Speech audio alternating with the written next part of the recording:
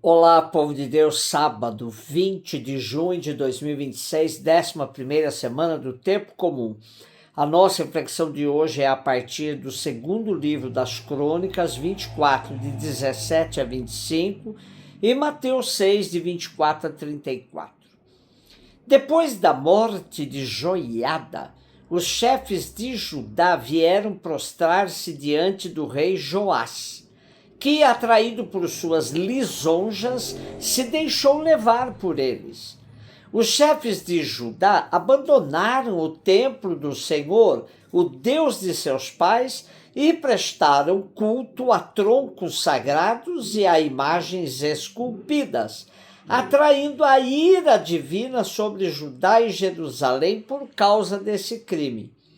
O Senhor mandou-lhes profetas para que se convertessem a ele. Porém, por mais que estes protestassem, não lhes queriam dar ouvidos. Então o Espírito de Deus apoderou-se de Zacarias, filho do sacerdote Joiada, e ele apresentou-se ao povo e disse: Assim fala Deus, por que transgredis os preceitos do Senhor? E isto não vos será de nenhum proveito. Porque abandonastes o Senhor, ele também vos abandonará. Eles, porém, conspiraram contra Zacarias e mataram-no à pedrada por ordem do rei, no pátio do templo do Senhor.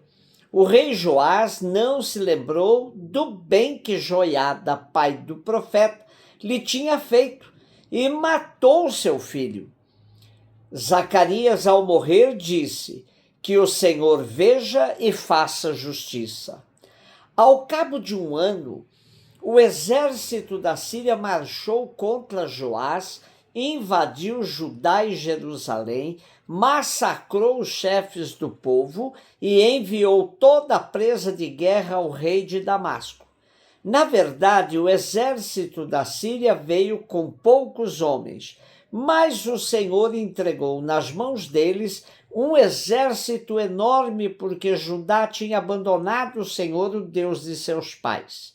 Assim, os sírios fizeram justiça contra Joás. Quando eles se retiraram, deixando-o gravemente enfermo, seus homens conspiraram contra ele para vingar o filho do sacerdote Joiada e mataram-no em seu leito. Ele morreu e foi sepultado na cidade de Davi, mas não no sepulcro dos reis. Profeta é aquele que mantém a memória do Deus libertador e por isso critica e denuncia as autoridades que se servem da idolatria para explorar e oprimir o povo. Incomodadas, estas autoridades matam o profeta na esperança de que o povo continue alienado. No entanto, a palavra profética se realiza, trazendo o julgamento e a sentença, a destruição dos promotores da idolatria. A morte do profeta Zacarias é lembrada no Evangelho. O princípio da retribuição percorre todo o Primeiro Testamento. Os bons recebem prêmios e os maus castigos. Esse mesmo princípio serve para explicar a destruição de Jerusalém, do templo e o exílio, que são consequência dos pecados coletivos e reiterados do povo. É à luz do princípio da retribuição que é lida a queda de Samaria, em 721, prelúdio da queda de Jerusalém. Morto o sumo sacerdote Joiada, o rei Joiás, consagrado por ele, cedeu às tendências sincretistas dos chefes de Judá, caindo na idolatria. Em vão, o profeta Zacarias, filho de Joiada, tentou evitar esse crime. Foi apedrejado até a morte. Mas a justiça divina, segundo o princípio da retribuição, não se fez esperar. Veio a invasão dos arameus e a morte do rei na própria cama, às mãos dos seus homens, que conservavam grande respeito por Joiada, e não concordaram com a morte do seu filho Zacarias. Aos olhos do projeto de Jesus Cristo, esse princípio de retribuição do Primeiro Testamento não mais terá sua validade. Lendo esse texto de hoje, entendemos por que Jesus insiste que é necessário que nossa justiça supere a justiça dos fariseus e também que aprendamos a amar nossos inimigos. Somente assim será quebrada a espiral de violência tão presente na história do povo de Israel. Mateus 6, 24 a 34. Disse Jesus a seus discípulos: ninguém pode servir a dois senhores, pois ou odiará um e amará o outro, ou será fiel a um e desprezará o outro. Vós não podeis servir a Deus e ao dinheiro. Por isso eu vos digo, não vos preocupeis com a vossa vida, com o que havereis de comer ou beber, nem com o vosso corpo, com o que havereis de vestir. Afinal, a vida não vale mais do que o alimento e o corpo mais do que a roupa? Olhai os pássaros do céu. Eles não semeiam, não colhem, não ajuntam em armazéns. No entanto, vosso Pai que está nos céus os alimenta. Vós não valeis mais do que os pássaros? Quem de vós pode prolongar a duração da própria vida só pelo fato de se preocupar com isso? E por que ficais preocupados com a roupa? Olhai como crescem os lírios do campo.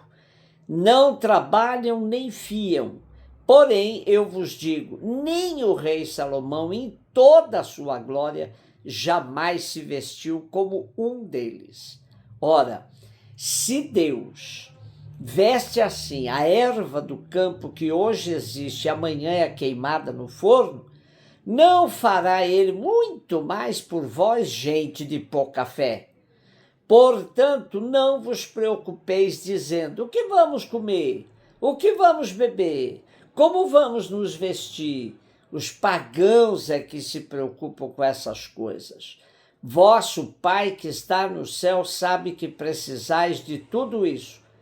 Pelo contrário, buscai em primeiro lugar o reino de Deus e a sua justiça, e todas estas coisas vos serão dadas por acréscimo. Portanto, não vos preocupeis com o dia de amanhã, pois o dia de amanhã terá suas preocupações. Para cada dia bastam seus próprios problemas. Temos hoje a última sessão do capítulo 6 de Mateus, que apresenta um princípio que deve orientar a vida de todos os seguidores de Jesus. Ninguém pode servir a dois senhores. Ou não gostará de um deles e estimará o outro, ou se dedicará a um e desprezará o outro. Não podeis servir a Deus e ao dinheiro. Há, pois, que decidir-se pelo Senhor a quem se quer servir, ou Deus ou dinheiro, isto é, o lucro, e, portanto, os bens do homem, mas também a avidez com que o homem os procura e os possui. A ânsia na busca de bens materiais revela pouca fé, frequentemente denunciada por Mateus, no capítulo 8, 26, no capítulo 14, versículo 31, no capítulo 16, versículo 8, no capítulo 17, versículo 20. Mas também pouca confiança na providência divina. Para inculcar essa confiança, Jesus aponta as aves do céu e os lírios dos campos. Se essas criaturas que hoje vivem e amanhã estarão mortos são alimentados pela providência de Deus, quanto mais nós, as pessoas humanas, a quem foi prometida a eternidade, serão alimentadas por Deus. Há que hierarquizar as nossas necessidades e os bens. O primeiro lugar pertence aos bens espirituais, que dão o sentido e o justo valor aos bens materiais. A verdadeira preocupação dos seguidores de Jesus há de ser o reino de Deus e sua justiça. Permanecer nele, permanecer no senhorio de Deus. Esses ensinamentos de Jesus são extremamente atuais, pois eles tocam nas preocupações principais do homem e da mulher de hoje. Um dia essa sabedoria de Jesus vai se impor por força do esgotamento do planeta, que não suportará indefinidamente tais níveis de consumo com os quais convivemos hoje.